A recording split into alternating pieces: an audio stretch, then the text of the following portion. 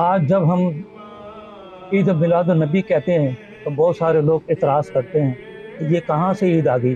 یہ تو سال کی دو عیدیں ہیں، تو اس سے علاوہ تو یہ تیسری عید کہاں سے آ گئی؟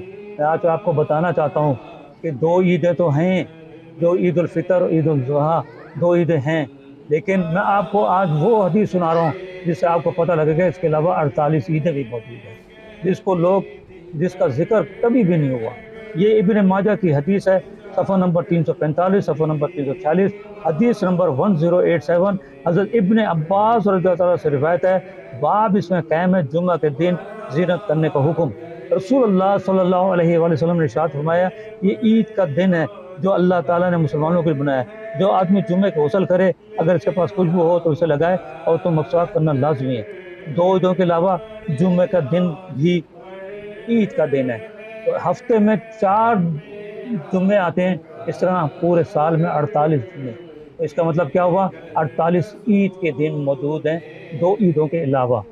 اور یہ ہمارے پیارے نبی صلی اللہ علیہ وسلم کی وجہ سے یہ جمعہ بھی ہے، دونوں عیدیں بھی ہیں، تو جب ان کی پیدائش کا دن آیا تو ہمیں اس کو بھی عید کہنا چاہیے، کیونکہ انہی عید کی وجہ سے تمام عیدیں۔